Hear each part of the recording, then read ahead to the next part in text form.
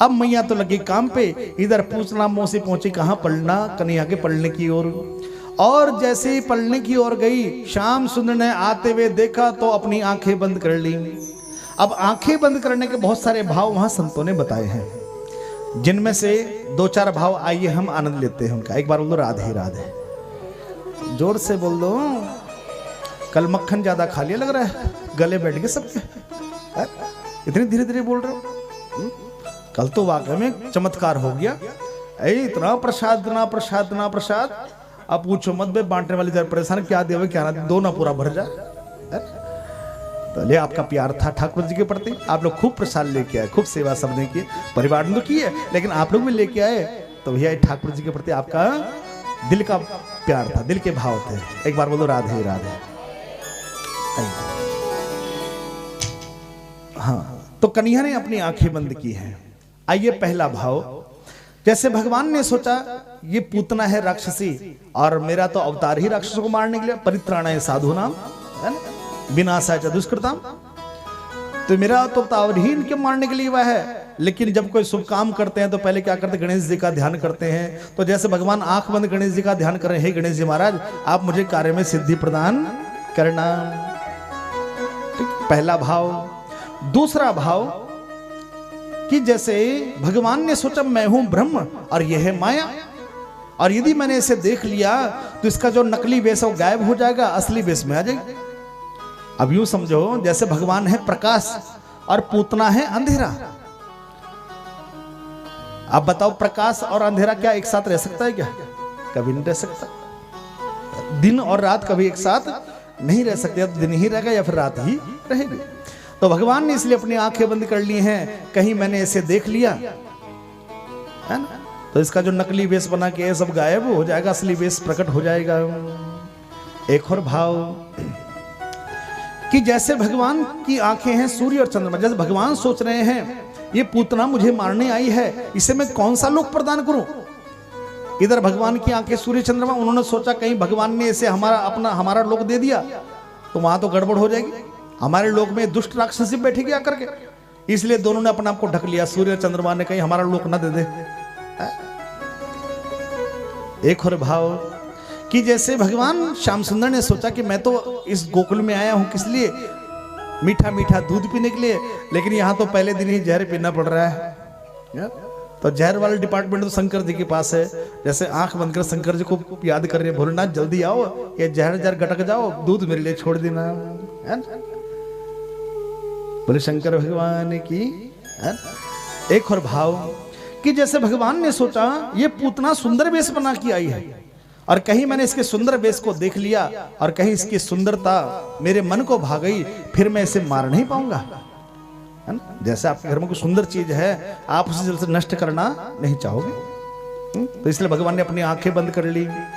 एक और भाव कि जैसे भगवान ने सोचा मैं इसे मारूंगा, ये तड़फेगी, ये छटपटाएगी, और मैं किसी को तड़फता हुआ नहीं देख सकता, इसलिए भगवान ने अपनी आंखें बंद कर ली हैं। एक और भाव कि जैसे भगवान ने सोचा जिस व्यक्ति को हम अपने घर में नहीं घुसने देना चाहते उसके लिए घर के दरवाजे ही बंद कर देते हैं। आप समझो कैसे, जैसे आपने किससे कर्जा लिया, आप कर्जा ले तो लिया लेकिन लौटाया नहीं, 6 महीने हो गए, साल भर हो गया, एक दिन वह व्यक्ति आपके घर आ रहा है, आपने देख लिया खिड़की में से वो व्यक्ति आ रहा है, आज तो पैसे मांगेगा निश्चित रूप से, और पैसे है नहीं, आपने यार दरवाजा बंद किया, बच्चों को समझाया बेटा अंकल जी को बोलना पापा घर पे नहीं है, आप जाके छुप जाते अंदर। इधर दरवाजे पर घंटी बजी, बच्चे ने दरवाजा खोला, पूछा बेटा पापा कहाँ हैं, अंकल जी पापा ने कहा पापा घर पे ही नहीं है। उस बच्चे को फिर पापा ने पुरस्कार दिया सच बोलने का, ज्यादा सत्यवादी बनता है ना? ठीक। तो जिसे हम अपने घर में नहीं घुसने देना चाहते उसके लिए घर के दरवाजे ही बंद कर देते हैं। तो घर कौन सा, ये जो दिल है ये भी हमारा घर है, और इस घर में घुसने के दरवाजा 2 ही दरवाजे हैं, पहला है आंख, दूसरा है कान। आपने किसी को देखा और उसका सौंदर्य आपके दिल को भा गया, दूसरा आपने किसी के विषय में सुना और उसके गुण आपके दिल को भागे, तो आपके घर में आपके दिल में प्रवेश कर जाता है। ठीक है।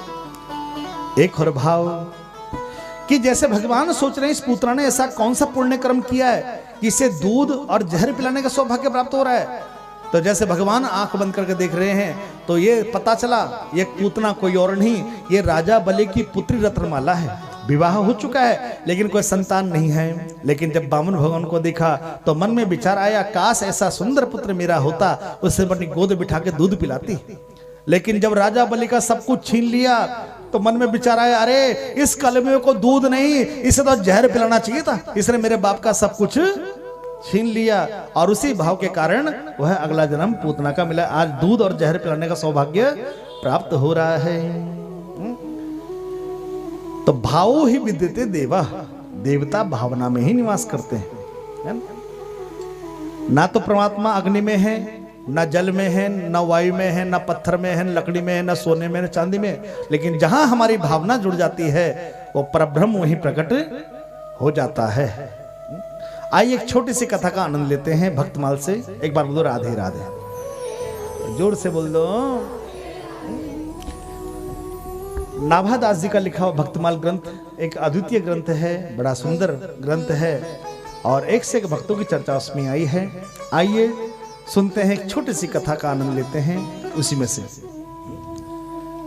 एक बूढ़ी माता जो कि बचपन से ठाकुर जी को चाहती थी और ठाकुर जी को इतना चाहती थी, विवाह हो गया लेकिन फिर भी उसने ठाकुर जी की सेवा नहीं छोड़ी।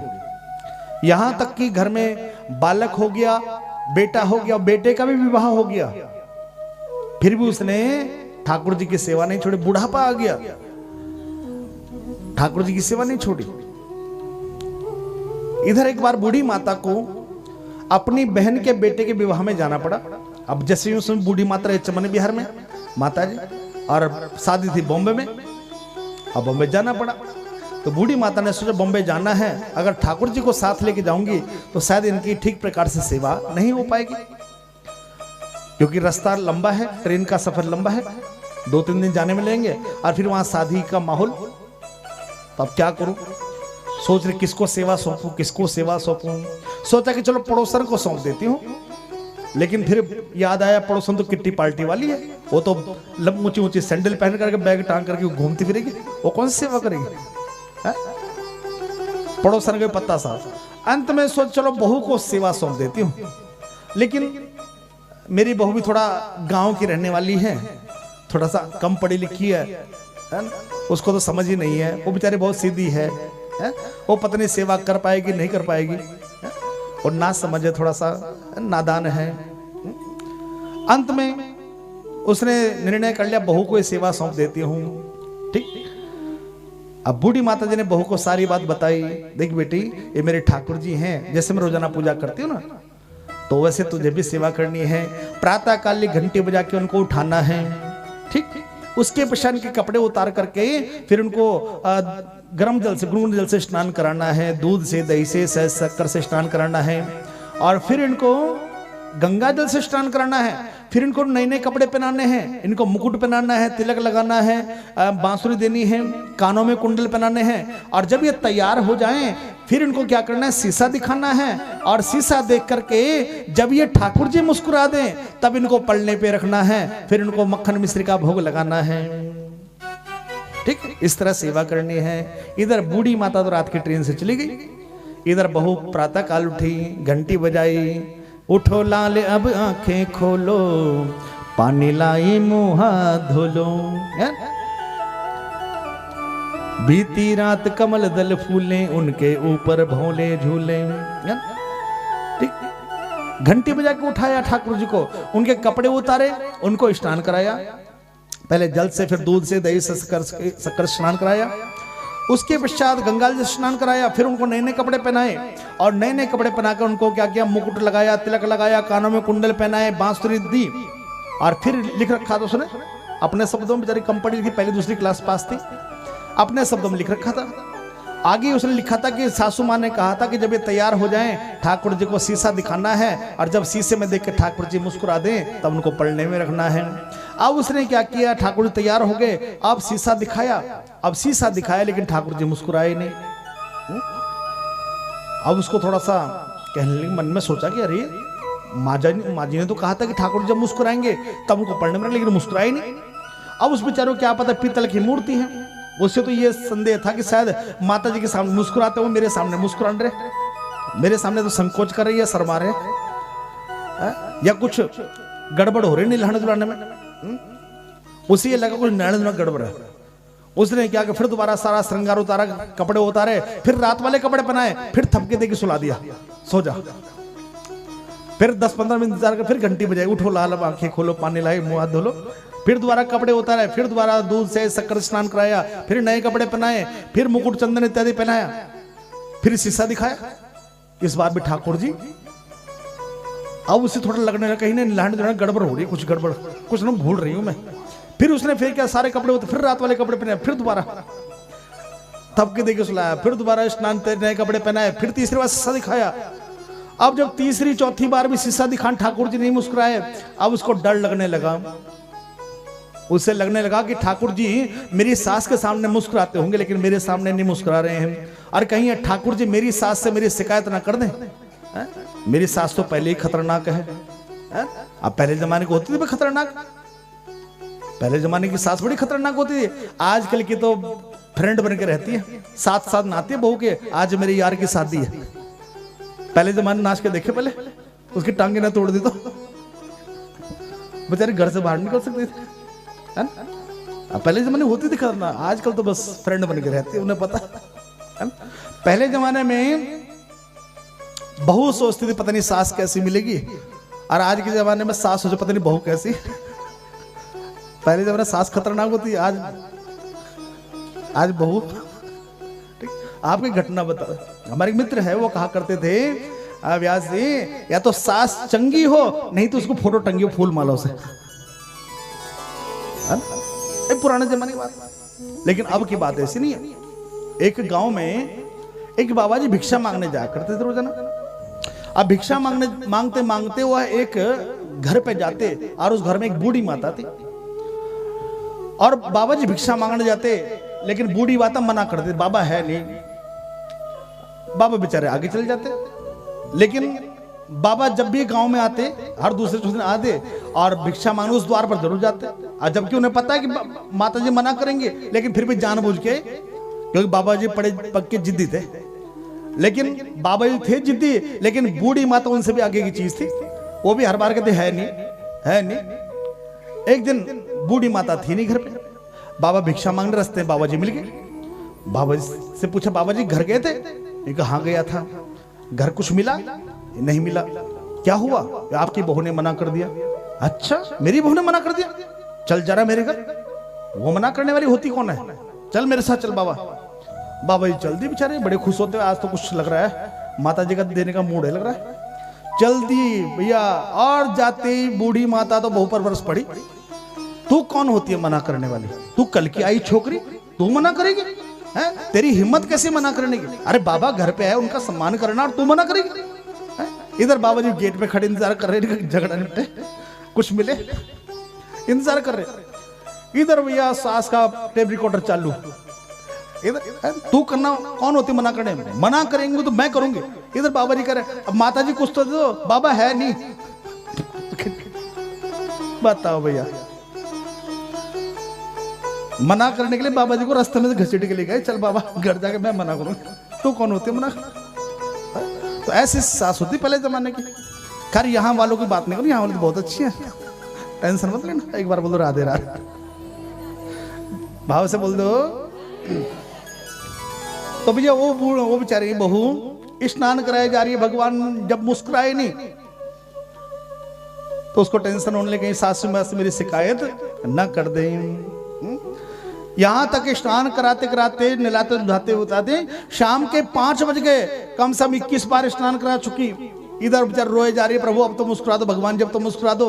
इधर भगवान जी को भी दया आ गई, जब 22वीं बार स्नान कराया और ठाकुर जी सच में मुस्कुरा दिए। अब उसके दिल को तसल्ली मिली। अब उसने ठाकुर जी को पलने पधराया, मक्खन मिश्री का भोग लगाया। इधर ठाकुर जी के सामने जब मक्खन मिश्री आई, इधर ठाकुर जी सोच लेंगे बाप रे आज तो बच गया। अगर अभी भी ना मुस्कुराता ना, रात तक नहाते रहते 10 बजे तक। आज तो पेट में चूहे कूद रहे सुबह से। अब जैसे सुबह 7 बजे नाश्ता मिलता है और शाम को 5 बजे मिले, बढ़त हो गया ना पूरे दिन का। अगले दिन से जब नहलाने धुलाने लगे तो पहली बार मुस्कुरा दिए। क्योंकि भगवान भी डरते हैं, बट डराने वाला चाहिए। भक्त का भाव सच्चा हो तो भगवान भी डरते हैं, है ना? क्योंकि प्रेम सच्चा है। ठीक है। इधर 1 महीना बीत गया, सासू माँ आई, प्रातः काल स्नान करा रही है, बड़बड़ाती जा रही है, टेप रिकॉर्ड ऑन है सासू माँ का, प्रभु मुझे क्षमा करना, आपको अपने साथ नहीं ले गई, रास्ते में सेवा ना हो पाते क्योंकि ट्रेन का सफर था प्रभु, और वहाँ शादी का माहौल। प्रभु पता नहीं इस बहू ने आपकी सेवा करी होगी नहीं करी होगी, ये बहू तो अकली कच्ची है, इसको तो समझ ही नहीं है, ये तो अनपढ़ है, अनेक तरह की बातें करने लगी। इधर स्नान कराती जा रही है, बोलती जा रही है, और कपड़े पहनाए, और जब शीशा दिखाने का नंबर आया, और जैसे ही ठाकुर जी को शीशा दिखाया, इधर भगवान ने सासू माँ का हाथ पकड़ लिया, कह ले सासू माँ शीशा दिखाने के लिए बहू को बुला दे, क्योंकि तू तो दिखाए और धर दे, लेकिन तेरी बहू ढंग से शीशा दिखाती है, वो क्योंकि वो मेरे अंदर समझते कि मेरे अंदर ठाकुर जी हैं, तो भाव ही विद्यते देवा। जब हमारी भावना जुड़ जाती है तो ठाकुर जी को प्रकट होने में देरी और जरा